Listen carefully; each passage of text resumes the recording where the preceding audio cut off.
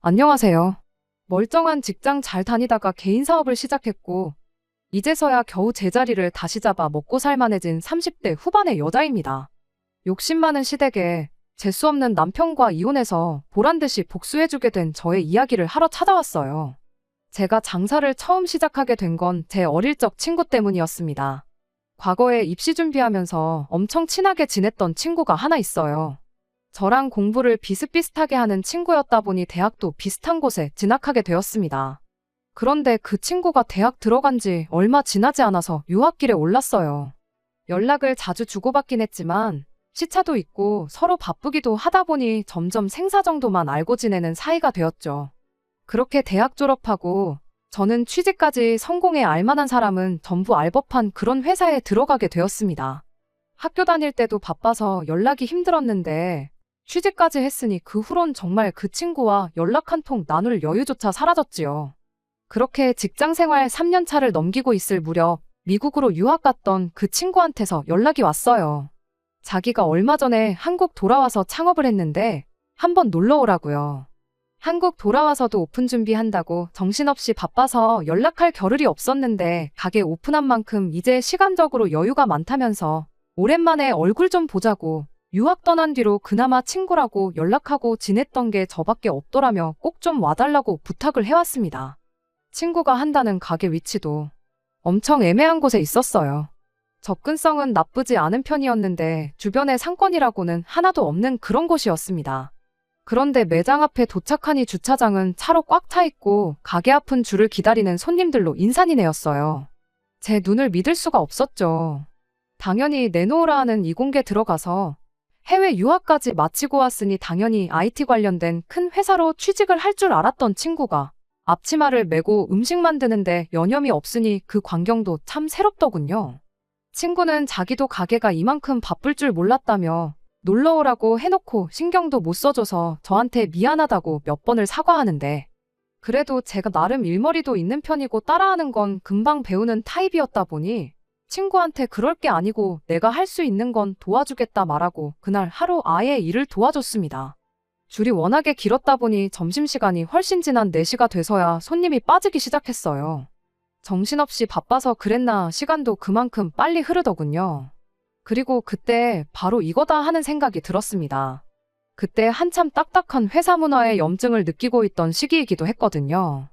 의미 없이 직원들 일찍 집에 가는 게 싫다고 붙잡아두기식으로 강제하는 야근에 모난 돌은 정 맞는다고 내 의견 하나 똑바로 피력하기 힘든 수직적인 사내 문화 등등. 돈이야 벌겠지만 이 회사 다녀봐야 나한테 도움될 거 하나 없지 않겠나 하는 생각에 하루하루가 스트레스였는데 이 친구를 보니 차라리 힘들더라도 나를 위해 일하고 내가 일한 만큼 벌어가는 게 훨씬 좋겠다 싶은 생각이 더 컸었나 봐요. 장사를 쉽게 본 건 절대 아닙니다. 친구는 친구 나름대로의 고충이 있을 거라 생각했어요. 실제로 친구가 그날 저랑 대화 나누면서 정해진 시간만 일하면 달마다 정해진 고정 수입을 주는 안정적인 직장 생활하는 사람들 보면 참 부럽다고 말까지 해줬다 보니 장사의 어려움은 이미 시작하기 전부터 회사 생활보다 더 힘들 수 있겠구나 하는 생각을 갖고 있었어요. 길고 짧은 거 대보는 것보다 직접 몸으로 부딪혀보는 게 훨씬 빠르겠다는 생각에 내친 김에 그 다음 주에 회사 그만두고 다시 친구한테 일 배우고 싶다고 찾아갔습니다. 친구랑 그 어떤 상의를 하고 간 게 아니었다 보니 난데없는 저희 요청에 친구는 엄청 당황을 했어요.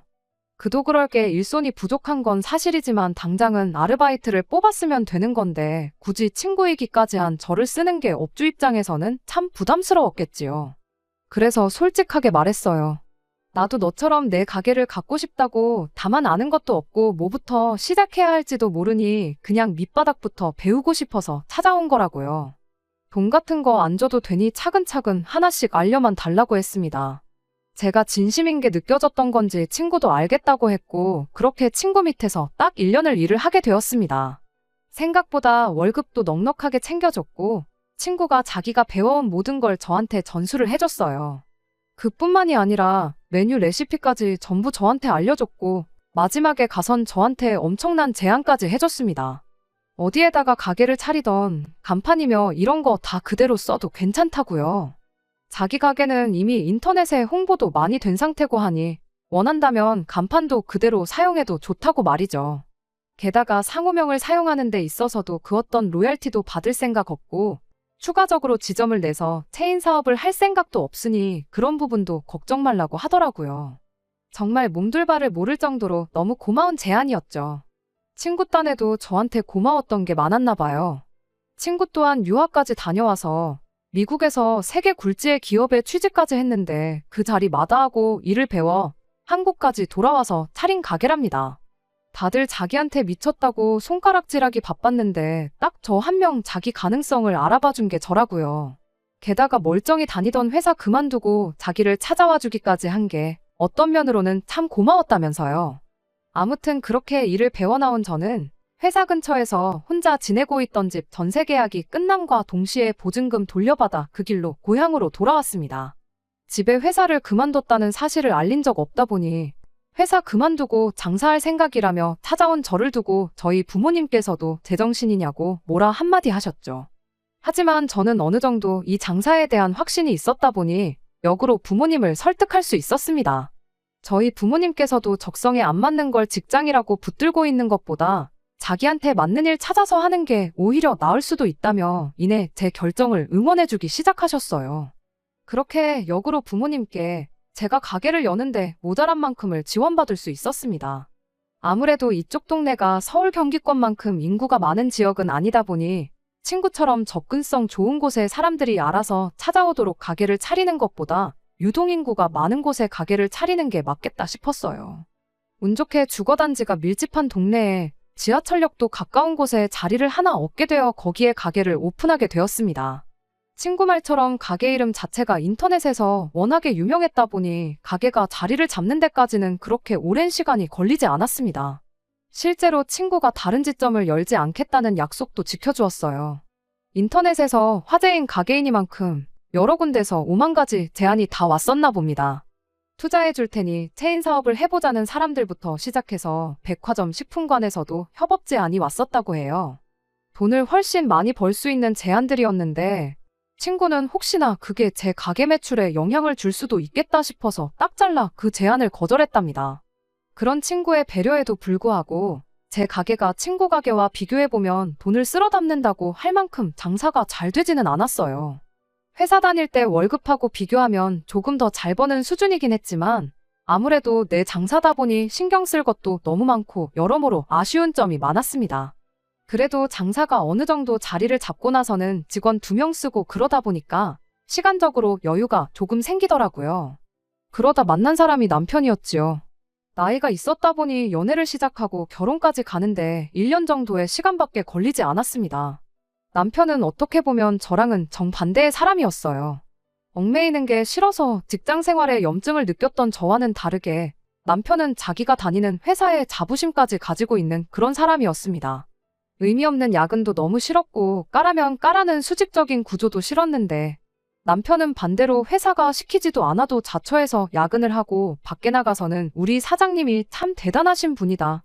존경하는 사람이다 라고 자기 입으로 말하고 다닐 만큼 애사심이 대단한 사람이었죠. 그만큼 성실한 사람이었다 보니 제 인생에 있어서 좋은 동반자가 되어주겠구나 생각했어요. 실제로 연애하는 동안 다툼 한 번 없었고 모든 일에 있어서 제 편이 되어주었거든요. 결혼 자금은 액수만 두고 보자면 남편이 저보다 많이 해왔어요. 아무래도 저는 그간 평생 모은 돈으로 창업을 했다 보니 그 이후에 금방 가게가 자리 잡았다 한들 그 후로 모아놓은 돈이 많지가 않았거든요. 액수만 따진다면야 남편이 훨씬 많이 해오긴 했지만 저도 제 돈의 가게 권리까지 생각하면 사실상 비슷한 돈이긴 했어요. 대출도 그만큼 많았다 보니 앞으로 둘이 벌어서 대출을 같이 갚아나갈 텐데 반반 결혼이나 마찬가지인 결혼이었습니다. 그런데 그렇게 생각하는 게 저 하나뿐이었다는 게 문제라면 문제였지요. 결혼식을 코앞에 두고 시어머니가 집 명의 문제를 두고 시비를 걸어왔었거든요. 돈을 내 아들이 더 많이 해가는데 아무리 대출을 같이 갚더라도 돈을 더 많이 해온 만큼 명의는 자기 아들 이름으로 해야 한다고 고집이셨죠. 그도 그럴 게 그때까지만 해도 시댁에서는 제가 달에 얼마나 버는지 몰랐었어요. 굳이 숨기려고 그런 건 아니고 장사다 보니 들쑥날쑥한 것도 있고 그래서 그냥 직장인 월급 정도 번다고 뭉뚱그려서 대답을 했었거든요. 부모님이 일부 도와주신 게 있긴 하지만 가게에 들어간 돈이 전부 제 돈인데 그 돈은 생각 안 하고 당장 모아놓은 돈이 5천 정도밖에 없다는 소리에 시댁에서는 그걸 두고 제가 달에 한 2, 300 정도 겨우 버는구나 그렇게 생각하고 있었던 겁니다. 말인즉슨 시어머니 생각에는 제 돈으로는 생활비나 겨우 되지 대출이자도 당신 아들 월급으로 대부분 갚아나갈 텐데 결혼했다고 집 명의까지 공동 명의로 가져가려는 제가 못마땅했던 거예요. 그런데 실상은 그게 아니었거든요. 당장 제가 평균적으로 가져가는 게 4, 500 정도 되는 수준이었고 개인 시간이 필요해서 직원 2명을 쓰고 있었는데 직원 1명 줄이고 제가 발로 뛰면 달에 700은 무조건 가져간다고 봐도 되는 상황이었어요. 퇴직금이니 4대 보험이니 이런 거 전부 차치하고 당장 월 수입으로만 놓고 본다면 남편보다 제가 훨씬 더 많이 버는 상황이었죠. 그래서 하는 수 없이 그때 시댁에 제 월 수입에 대해서 처음으로 공개를 하게 되었습니다. 시어머니도 시어머니지만 남편도 엄청 놀라는 눈치였지요. 장사가 그만큼이나 돈이 되냐면서 요즘 뉴스 보면 자영업자들 죽어나간다는 소리만 들리는데 뻥치지 말라면서 제 말을 안 믿는 눈치였습니다. 말로 하는 것보다 직접 보여주는 게 낫겠다 싶었고 마침 직원 1명이 취직 준비 때문에 일을 줄이고 싶다는 말을 꺼내와서 아예 제가 일하는 시간을 다시 늘리게 되었어요. 그렇게 결혼하고 나서 2번째 달 월 수입으로 진짜 700만 원을 가져오니 그때부터는 명의 문제 가지고 말을 꺼내는 일이 없어졌습니다. 그런데 그 방법은 그냥 언발에 오줌을 누는 거나 마찬가지였지 그 때문에 오히려 상황만 악화시켜서 제 결혼 생활을 파탄으로 이르게 만들 줄은 생각도 못했어요. 알아보니 집 명의가 누구 이름으로 되어 있는지가 사실 그렇게 중요한 것도 아니라는데 그럴 게 아니고 시댁에서 제 수입을 별 볼 일 없다고 끝까지 오해하게 만드는 게 더 나았겠구나 싶은 일이 생겼죠. 처음에는 벌이 차이가 있는 만큼 네 돈 내 돈 따로 하는 게 좋겠다던 시댁이 이젠 제 돈으로 호강하려는 욕심을 대놓고 보이기 시작했거든요. 그건 시댁 식구들뿐만 아니라 남편도 똑같았어요. 뿌리 깊은 나무처럼 내게 든든한 사람이 되어줄 것이라고 생각했는데 그 뿌리가 이미 시댁 식구들한테 너무 깊게 내려간 나머지 시댁을 지탱하는 기둥이나 마찬가지라는 상태였다는 걸 결혼 전에는 생각을 못했던 겁니다. 남편은 대놓고 저에게 대리효도를 원하기 시작했어요. 친정어머니께서 가게 차릴 때 돈을 도와주셨던 만큼 그 돈을 다 갚은 상태이긴 했지만 매달 용돈하시라고 한 달에 100만 원씩 드리고 있었거든요. 그런데 남편은 결혼했으면 양가 똑같이 챙겨야지. 친정에만 그렇게 하는 게 나중에 불화의 씨앗이 될 수 있다며 시댁에도 똑같이 돈을 보내주길 원했습니다. 처음에는 그게 맞는 건가 생각해서 그 후로 2달을 친정에 보내듯이 시댁에도 돈을 보냈어요. 사실 말도 안 되는 상황인 거 저도 알았지만 그때는 그냥 좋은 게 좋은 거다 하고 넘어갈 생각이었거든요. 어차피 둘이 같이 벌어서 대출 갚고 그러는데 네 돈 내 돈 따질 것도 없는 거 아니냐. 내 돈으로 주나 남편 돈으로 주나 그게 뭐가 다르겠냐 하고 좋게 좋게 생각했어요. 그런데 그렇게 3번째 용돈 보내는 날이었습니다. 시어머니한테서 문자 한 통을 받게 되었는데 그 문자 한 통 덕분에 아주 내가 생각을 해도 완전 잘못했구나 하고 그 마음을 고쳐먹게 되는 일이 있었죠. 그때 대금이랑 여러 가지 문제 때문에 잠깐 며칠 정도 돈을 묶어놓아야 했었고 그것 때문에 돈 보내는 게 한 이틀인가 3일 정도 늦어졌었어요. 그런데 돈 보내고 나니까 시어머니한테 이렇게 톡이 와 있더라고요. 다음부터는 늦으면 늦는다고 말을 해주라고. 이번 달은 안 주는 줄 알고 물어볼까 말까 그런 생각을 했었다며 사람 치사하게 만들지 말라는 듯이 경고를 하더라고요. 저는 마음 써서 안 줘도 되는 걸 드리는 거라 생각했는데 이런 말을 들으니 어이가 없고 기분도 몹시 나빴죠. 남편한테 이 이야기를 했더니 엄마 말이 틀린 건 없지 않냐고 저금이 없는 것도 아닌데 꼭 그걸 월 수입 확정되는 날에 맞춰서 드려야 하냐고 뭐라 하는 겁니다. 이건 뭐 죽어도 욕먹는 꼴인 건가 싶어서 남편한테 앞으로 시댁에 드리는 돈은 당신 돈으로 보내라고 했어요. 어차피 우리 2사람 주머니에서 나가는 건데 누구 주머니에서 나가는 게 뭐가 중요하냐고. 나는 내 부모 챙기고 당신은 당신 가족 챙기고 그게 이치에 맞지 않냐고 한마디 했죠. 막상 내 돈 주는 건 안 아까웠는데 자기 돈 주려니 아까웠는지 그 달로 시댁의 용돈은 아예 끊기게 되었습니다. 하지만 또 돈을 안 보내게 되니 안 보내게 되는 만큼 저로 하여금 대리효도를 강요하기 시작했어요. 자영업자 좋은 게 뭐냐고. 너가 사장인 만큼 시간 쓰는 게 자유로운 게 장점 아니겠냐며. 다른 집 며느리들은 일부러 시어머니 모시고 백화점도 다녀오고 한다는데 너도 다른 집 며느리들처럼 시부모 모시고 시간 내서 여기저기 좀 다녀오라 하는 겁니다. 그 말에는 대응조차 할 필요 없었죠. 다른 집 며느리들은 남편이 벌어다 주는 돈으로 전업주부 생활 하고 있어서 그런 거 아니겠냐고요. 그렇다고 내가 더 잘 버는데 가게까지 닫아가며 시어머니 모시고 여기저기 다닐 생각은 없으니 벌이가 더 적은 당신이 회사 그만두고 우리 친정부모님한테 효도하면서 대릴사위 노릇 하는 게 어떻겠냐고 한마디 했더니 대리효도 이야기 또한 쏙 들어가게 되었어요. 결혼 전과는 180도 달라진 모습에 제 속도 속이 아니었습니다. 그런데 시간이 약이라는 말처럼 결혼 생활 어느 정도 지나고 나니 상황이 많이 나아지기 시작했어요. 시어머니가 저를 어려워하기 시작했던 겁니다. 남편 아래로 저보다도 2살 어린 신우가 있어요.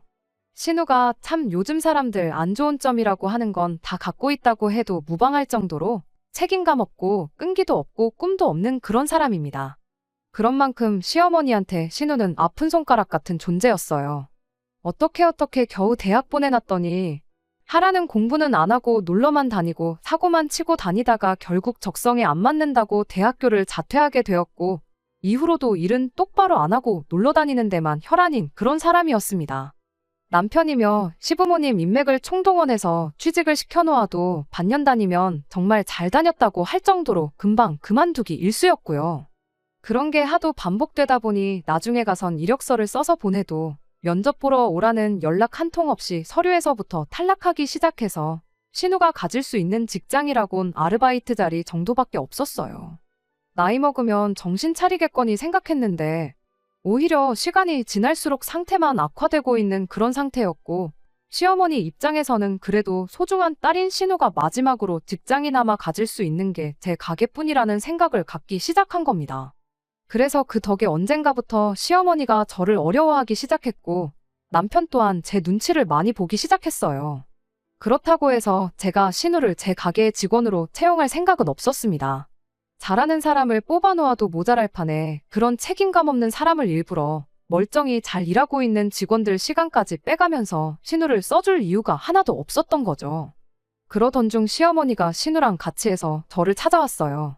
애가 이제 정신 차리고 똑바로 산다고 하니 한 번만 기회를 주면 어떻겠냐는 식으로 물어오셨고 신우 또한 새언니 가게이니만큼 내 가게다 생각하고 열심히 할 테니 일을 시켜달라고 부탁을 해왔죠. 하도 간곡하게 사정을 하길래 결국엔 그 부탁을 들어주기로 했어요. 내가 내 수입 덜 가져가겠다는 생각으로 직원들 시간 하나 건드리지 않고 신우 자리를 하나 만들어줬습니다. 솔직히 처음엔 신우가 한 달 버티면 오래 버티는 거다 생각하고 만들어준 자리였는데 진짜로 이번엔 정신을 차린 건지 정말 자기 가게처럼 열심히 일을 하더라고요. 가게 문 열기 10분 전에 가게 앞에 와서 기다리고 있지 않나. 다른 직원들에 비해서 손이 느리고 일머리가 많이 없기는 했지만 정말 열정적으로 최선을 다해서 일을 하는 모습에 저도 생각을 달리하게 되었어요. 그리고 그렇게 신우를 제 가게에서 일을 시킨 덕분에 남편과 시어머니와의 관계도 좋아지기 시작했으니 더할 나위 없이 좋은 결정을 내렸구나 그런 생각을 하게 되었습니다. 신우가 생각보다 잘 따라와주고 워낙에 열심히 하는 모습을 보여줬다 보니 반년이 지나고부터는 최저시급으로 쳐줬던 급여도 다른 직원들 받던 만큼까지 올려주고 그랬어요. 제가 가게에 나와 있으면 제 옆에 딱 달라붙어서 제가 하는 일 다 노트에 받아 적고 메모하는 모습을 보고 이젠 진짜 정신 차렸는가 보구나 하고 신우를 달리 보게 되었습니다.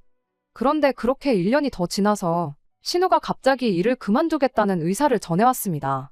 일하는 게 나쁘거나 그런 건 아닌데 아무래도 장사는 자기 적성이 아닌 것 같다며 그동안 일하면서 벌어놓은 돈을 가지고 공무원 시험이나 준비해야겠다고 그러더라고요. 일도 어느 정도 손에 익은 듯 보이고 직원들하고 팀워크도 좋아졌는데 막상 신우가 그만둔다고 하니 아쉽기까지 했습니다. 그래도 자기한테 더 잘 맞는 일을 하겠다고 그만두는 신우를 붙잡는 건 또 아니겠다 싶었어요. 그래도 나름 가족이자 사장이라고 퇴직 금명목으로 현금도 두둑하게 챙겨주고 신우의 성공을 바래주기로 했습니다. 어차피 신우가 없어도 굴러가던 가게였다 보니 신우가 나갔다고 해서 직원을 새로 뽑지는 않았고 다시 제가 일하는 시간을 늘려 가게를 도와주기 시작했죠. 신우가 가게를 나갔다고 해서 시어머니와 관계가 다시 악화되고 남편이 저한테 다시 대리효도를 요구하고 그러지는 않았습니다. 결혼 생활 초반에 있던 불협화음도 사라졌고 이제 정상적으로 모든 게 제대로 흘러가는구나 그렇게 생각했는데 그게 아니었어요. 저희 가게에서 그렇게 멀지 않은 위치에 제 가게랑 똑같은 가게가 하나 생겼습니다. 간판 이름도 최대한 비슷하게 만들었고 인테리어까지 거의 그대로 빼다 박은 가게였습니다. 그리고 그 가게를 차린 장본인은 다른 사람이 아니라 공무원 준비를 한다고 가게를 나간 신우와 시어머니였습니다. 정말 믿는 도끼에 발등을 찍혀도 이보다 아플 수가 없었어요. 정신 차리고 열심히 일을 했던 게 사실은 제 가게랑 똑같은 가게 하나 차릴 생각으로 열심히 했던 겁니다. 제가 일하는 거 따라하고 지켜보던 것도 열심히 받아 적던 것도 전부 다 잘하려고 노력한 게 아니라 때가 되면 제 뒤통수를 때릴 생각을 하고 있었던 거죠. 엎친 데 덮친 격으로 저희 가게 직원들까지 그만두겠다는 의사를 전해왔어요. 이유는 물어볼 것도 없었죠. 신우가 제가 주는 것보다 월급을 100만 원씩 더 쳐준다고 했다고 신우네 가게로 옮기기로 했답니다. 제가 직원들한테 돈을 짜게 주고 있던 것도 아니었는데 그렇다고 당장 일할 사람 붙잡겠다고 신우가 주기로 한 돈을 맞춰주는 것도 아닐 일이다 싶어서 결국 몇 년을 함께한 직원들까지도 신우한테 빼앗기게 되었어요. 남편한테 이게 무슨 상황이냐고 신우랑 시어머니한테 당장 가서 따지겠다고 했더니 남편이 가족끼리 뭘 그러냐, 우리끼리만 잘 살면 쓰냐면서 그냥 분점 하나 냈다고 생각하면 마음이 편하지 않냐는 겁니다. 아니, 차라리 그럼 가게 한 개 더 낼 생각 없냐고 물어봤으면 되는 거 아니냐고. 이렇게 사람 뒤통수 때리는 게 정상적인 거냐고. 그리고 따지고 보면 내 친구가 본점을 하고 있는 거고 내가 하는 게 분점인데 분점 5분 거리에 분점을 또 내는 가게가 세상에 또 어딨냐고 남편한테 한마디 했죠. 남편은 이게 다 결혼 초반에 가족들한테 거리두고 처가와 시댁을 차별한 것에 대해 벌을 받는 거라고 자업자득이라는 말도 못 들어봤냐며 이게 다 제가 자초한 일이라고 뻔뻔한 소리를 하더군요. 그때 제가 치사하게만 안 굴었으면 자기 가족들도 이렇게까지는 안 했을 거라나요? 그리고 신은혜가 제 가게를 표절했다는 증거라도 있냐며 뻔뻔하게 나오더군요. 친구가 처음 사업을 성공시키고 나서 이미 여러 군데서 비슷한 느낌의 메뉴들을 출시했었고 그걸 따라해서 창업한 가게들도 수십 군데가 넘었습니다. 남편 말은 신우가 새로 차린 가게 또한 그런 비슷한 가게들 중 하나일 뿐 따라한 게 아니라는 소리였죠. 당연히 제 가게가 잘 되면 잘 되는 만큼 근처에 비슷한 가게가 생기게 될 거라는 건 어느 정도 염두에 두고 있었습니다만 간판에 인테리어까지 똑같이 따라한 가게를 다른 사람도 아니고 내 남편 가족들이 차릴 줄은 생각도 못했어요. 그리고 이 모든 게 저만 모르게 해서 남편을 포함한 시자들끼리 계획한 일이라는 사실을 알게 되니 소름이 다 돋더군요. 그 와중에 남편이 저한테 너는 지난 세월 동안 벌만큼 벌지 않았냐고 이제는 우리 엄마랑 동생 돈 편하게 벌게 이참에 장사도 접고 남편이 벌어다주는 돈으로 시댁에 효도하면서 편하게 지내라는 소리를 하는 겁니다. 가게 말아먹고 월수입이 사라지면 제가 찍소리도 안 하고 자기들 눈치 보고 살 거라고 생각했는가 봐요. 그렇게 할 생각은 눈꼽만치도 없었으니 다른 말보다 남편한테 이혼하자는 말을 한마디 건넸어요. 남편은 저한테 당장 먹고 살 걱정부터 해야 하는 거 아니냐면서 진짜 이혼할 생각이냐고 뻔뻔하게 나오더라고요. 제가 당장 굶어 죽는 한이 있더라도 니들 생각하는 대로 되지는 않을 거라고 강하게 나왔지요. 불행인지 다행인지 이렇게 신우랑 시모가 가게를 차리면 제가 이혼 이야기를 꺼낼 거라고 예상은 하고 있었나 봅니다. 자기가 이혼남이 되는 한이 있어도 달마다 거의 1,000만 원 벌어오는 가게라도 손에 갖게 되었으니 그 비용치고는 싸다고 생각했는가 봐요. 덩달아 신우 미래의 시모 노후까지 책임질 수 있었던 거니 말이에요. 그렇게 저희는 곧바로 이혼 수속을 시작했고 반년이 지나서 남편과는 완벽한 남남이 되었습니다.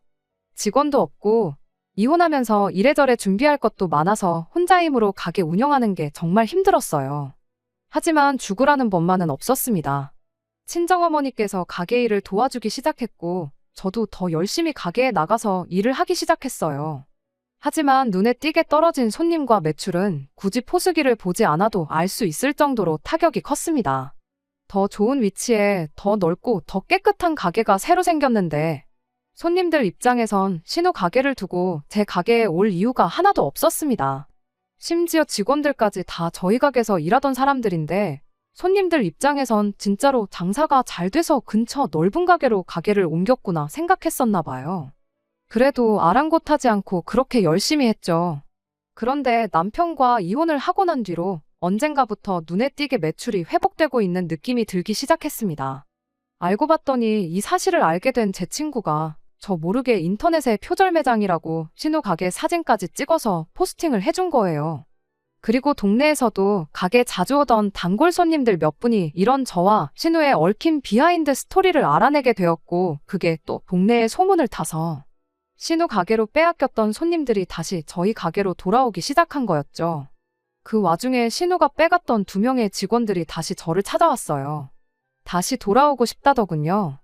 돈을 100만 원을 더 주는 게 사실은 더 주는 게 아니었던 거예요. 정확히 말하자면 신우네 가게가 저희 가게보다 1시간 일찍 열고 1시간 늦게 닫았었어요. 직원들 입장에선 일을 하는 시간이 늘어난 거죠. 그리고 직원을 둘이나 전부 데려간 게 신우랑 시어머니는 직원들한테 아예 가게를 맡겨놓고 둘이서 놀러 다닐 생각으로 그랬던 겁니다. 3명, 4명씩 하던 일을 둘이서 나눠가지고 하게 되었으니 일도 더 많아졌던 거고요. 쉬는 날도 제대로 보장해주지도 않고 그야말로 100만 원 더 주고 사람을 아주 지들 맘대로 부려먹고 있었던 겁니다. 나중 가선 집에 가구 배치 옮기는데 도와달라고 불러내고 그런 식으로 개인적인 일까지 시키기 시작하니 직원들 입장에선 100만 원을 더 받는 게 아니었던 거예요. 고작 몇만 원 더 버는 거나 마찬가지인데 당장 100만 원 더 준다는 말에 혹해서 저를 배신한 게 정말 미안하다며 돌아오고 싶으니 다시 받아줄 수 있겠느냐고 사정사정을 하더라고요. 저와 같이 함께해온 기간이 얼마건 간에 솔직히 저한테 귀뜸 한마디 해주지 않고 저를 배신한 그 2 직원은 저에게 있어서 신우와 공범이나 마찬가지긴 했습니다. 신우의 소행을 미리 알고라도 당했으면 억울하지나 않았을 텐데 암만 후회를 한다고 한들 직원들을 다시 받아줄 의리는 저한테 없는 거나 마찬가지였죠. 하지만 그런 거 아랑곳하지 않고 직원들을 다시 받아줬어요. 무슨 수를 써도 수년간 합을 맞춰온 이 직원들 없이 신우랑 시어머니 둘이서 가게를 꾸려나갈 재간이 없다는 건 제가 누구보다 잘 알고 있었거든요. 신우도 했는데 저라고 못할 게 뭐가 있나 싶어서 당장 그렇게 하기로 했습니다.